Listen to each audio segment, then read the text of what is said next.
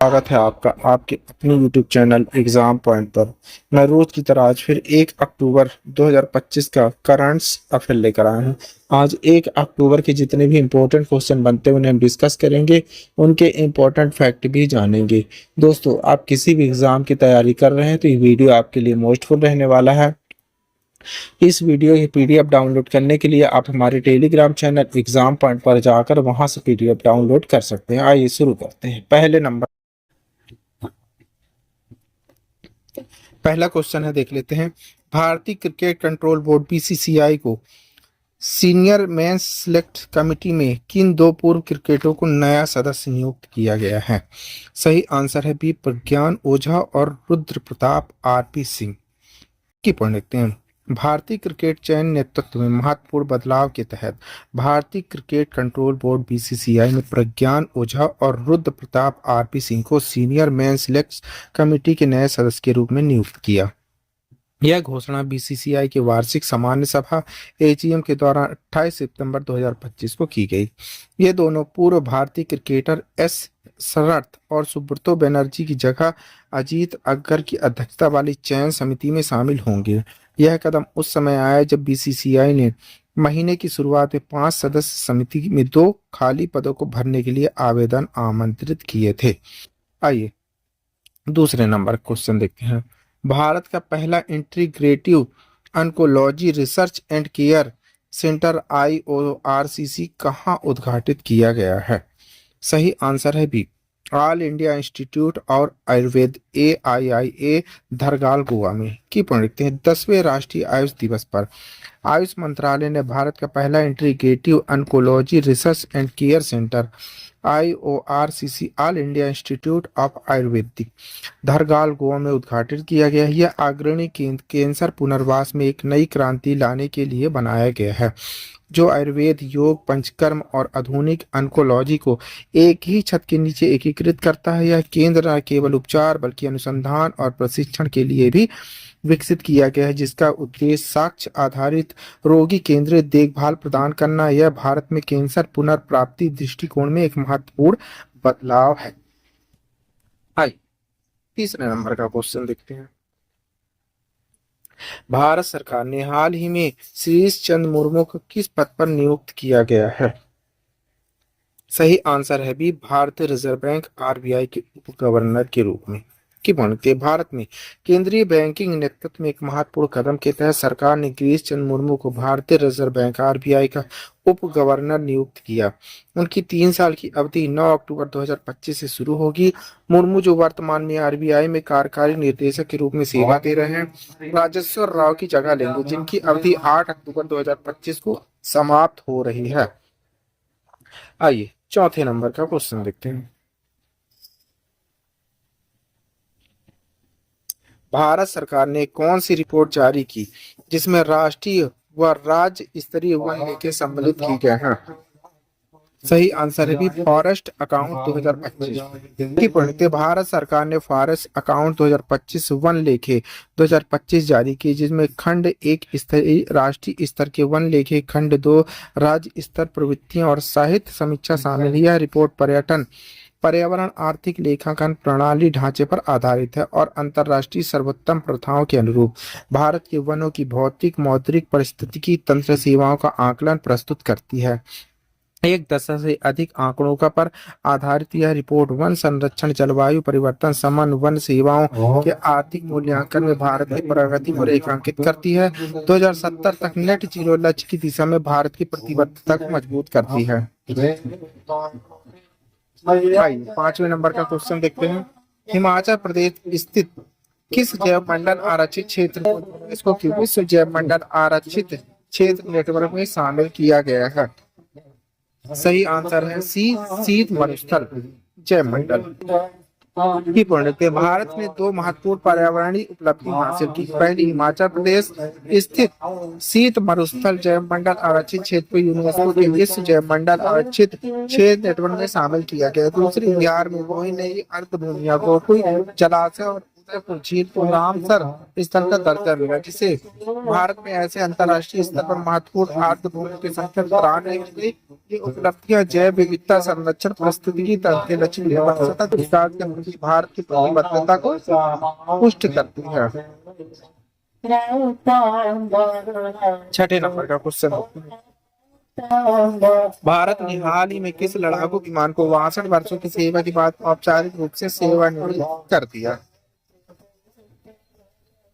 सही आंसर है सी, MiG-21।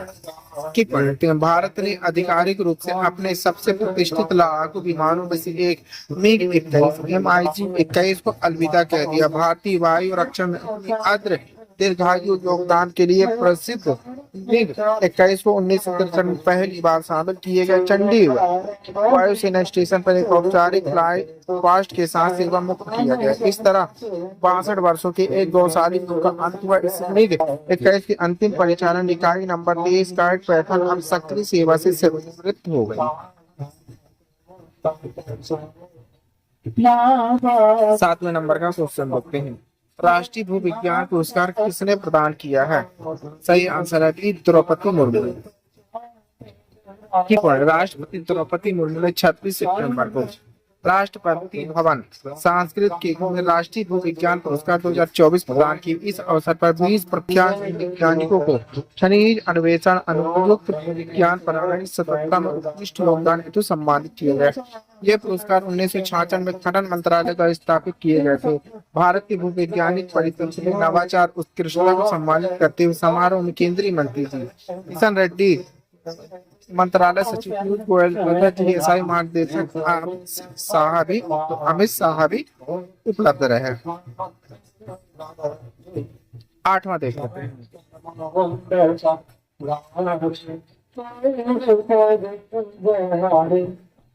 Business line change maker award में change maker of the year award किसे दिया गया? सही आंसर है DRDO की रक्षा अनुसंधान और विकास संगठन। DRDO को स्वदेशी रणनीतिक योगदान के लिए business line change maker award change maker of the year award से सम्मानित किया गया। इसके साथ ही अजीम प्रेमजी फाउंडेशन को शिक्षा स्वास्थ्य सेवा क्षेत्र में अपने व्यापक कार्य के लिए अपनाइक चेंज मेकर पुरस्कार सम्मानित किया गया। ये पुरस्कार भारतीय विकास के 2 स्तंभों पर प्रकाश डालते हैं, तकनीक, नेतृत्व, सतत सामाजिक। आइए 9वें नंबर का क्वेश्चन देखते हैं,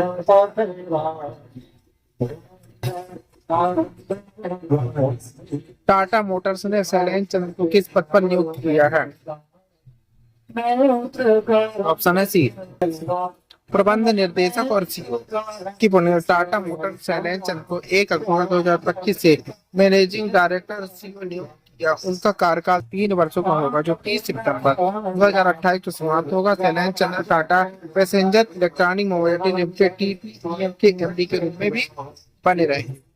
समूह की तेजी बढ़ती इलेक्ट्रॉनिक वाहन की रणनीति पर फोकस को दर्शाता है। बदलाव ऐसे समय में हुआ जब टाटा मोटर्स में कारपोरेट हो रहा है, जिसमें 2 अलग अलग सूचीबद्ध कंपनियां बनाई जाएंगी, एक कमर्शियल वाहन के लिए, दूसरी पैसेंजर व इलेक्ट्रिक वाहन, जिसमें जगुआर लैंड रोवर JLR शामिल है। आइए 10वें नंबर क्वेश्चन, एशिया कप के फाइनल में भारत ने किस टीम को हराकर खिताब जीत लिया है? सही आंसर है सी, पाकिस्तान। भारत ने एशिया कप 2025 में दुबई के फाइनल में अपने सबसे प्रतिद्वंदी पाकिस्तान को 5 विकेट से हराकर इतिहास रच दिया। टूर्नामेंट में टीम अजय जीत को देखते हुए BCCI ने खिलाड़ियों और सपोर्ट स्टाफ के लिए 21 करोड़ का पुरस्कार घोषित किया। यह पुरस्कार टीम की शानदार प्रदर्शन और एशियाई क्रिकेट में भारत की लगातार श्रेष्ठता को मान्यता देने का प्रतीक है। दुबई इंटरनेशनल स्टेडियम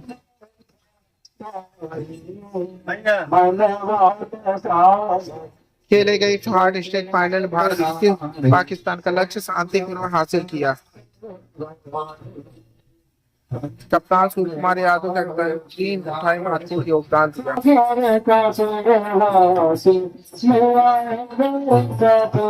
11वें नंबर का क्वेश्चन देखते हैं, भारत ने एशिया कप के फाइनल में पाकिस्तान को कितने विकेट से हराया है? सही आंसर है बी, 5। कि दुबई इंटरनेशनल स्टेडियम में 28 सितंबर 2025 को भारत पाकिस्तान के बीच रोमांचक मुकाबले में भारत ने पाकिस्तान को 5 विकेट से हराकर अपना 9वां एशिया खिताब अपने नाम किया। भारत ने 147 रनों के लक्ष्य का पीछा करते हुए शुरुआती झटके के बाद 150 से 5 पर लक्ष्य हासिल किया। तिलक वर्मा की शांति समझदारी से खेली गई नाबाद 69 रन की पारी इस मुल्क में 33 रन 22 गेंदों में थी। भारत के ट्रॉफी जीत ली। यह मैच हाल के समय के सबसे रोमांचक भारत पाकिस्तान मुकाबले में से एक माना जाएगा। ये 12वें नंबर का क्वेश्चन देखते हैं। भारत का सील मरुस्थल जैव मंडल आरक्षित क्षेत्र जिसे यूनेस्को के विश्व जैव मंडल आरक्षित क्षेत्र नेटवर्क में शामिल किया गया किस राज्य में स्थित है? सही आंसर है भी हिमाचल प्रदेश। की पॉइंट देखते हैं। ICCMAB के 37वें सत्र के दौरान हिमाचल प्रदेश स्थित सील मरुस्थल जैव मंडल आरक्षित क्षेत्र यूनेस्को के विश्व जैव मंडल आरक्षित क्षेत्र नेटवर्क में शामिल किया गया। इसके साथ ही वैश्विक नेटवर्क भारत के अब 13 जैव मंडल आरक्षित क्षेत्र हो गए जो जैव विविधता सतत विकास के प्रति प्रतिबद्धता को दर्शाते हैं। इसके अतिरिक्त भारत ने बिहार में 2 नए रामसर स्थानों गोकुल जलाशय बक्सर 448 हेक्टेयर, उदयपुर झील पश्चिम चंपारण 319 हेक्टेयर को भी नामित किया। इसे भारत में कुल रामसर स्थलों की संख्या बढ़कर 93 हो गई। 13.6 हेक्टेयर क्षेत्र को कवर करते जिससे आज भूमि संरक्षण जलवायु परिवर्तन लचीलापन मजबूत हुआ है। आइए 13 नंबर का क्वेश्चन देखते हैं। पूर्व दिल्ली जम्मू कश्मीर क्रिकेट मिथुन मनहंस को BCCI कौन सा पद निर्विरोध चुना गया है?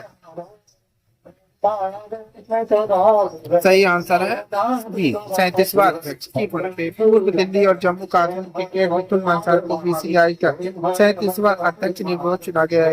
28 सितंबर 2025 में मनियाली BCCI की 94वीं वर्ष आम बैठक एजीएम में की गई। मनहंस रोज बिक्री का स्थान लेंगे जिन्हें अगस्त 2025 से पद पर इस्तीफा दिया।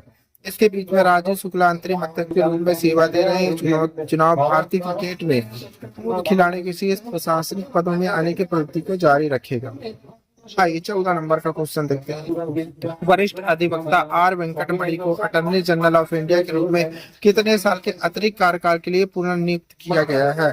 सही आंसर है बी 2 वर्ष के लिए। की पॉइंट देखते हैं। वरिष्ठ अधिवक्ता आर वेंकटरमणि को अटॉर्नी जनरल ऑफ इंडिया के रूप में 2 साल के अतिरिक्त कार्यकाल के लिए पुनर्नियुक्त किया गया जो 1 अक्टूबर 2025 से प्रभावी। उसका कार्यकाल वर्तमान 3 साल का कार्यकाल जो 30 सितंबर 2022 को शुरू हुआ था इसी महीने समाप्त हो रहा है। इस पुनर्नियुक्ति के साथ वेंकटमणि 30 सितंबर 2027 देश के शीर्ष विधिक अधिकारी के रूप में सेवा देंगे। यह निर्णय कानून न्याय मंत्रालय द्वारा पुष्टि किया है जो उनके परामर्श राष्ट्रीय माध्यमिक कानून मामले नेतृत्व को संतुष्ट होने को दर्शाता है।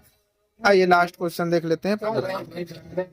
भारत ने 7वें साफ अंडर 17 चैंपियनशिप फाइनल किस टीम को हराया है? सही आंसर है बी बांग्लादेश को। भारत की अंडर 17 फुटबॉल टीम ने एक और बड़ी उपलब्धि हासिल करते हुए कोलंबो में आयोजित 7वां सैफ अंडर 7 चैंपियनशिप खिताब जीत लिया। 27 सितंबर 2025 को खेले गए इस रोमांच फाइनल में भारत ने बांग्लादेश को पेनल्टी शूटआउट में 4-1 से मात दी। निर्धारित समय तक मैच 2-2 की पारी पर रहा। यह मुकाबला रेसकोर्स इंटरनेशनल स्टेडियम में खेला गया।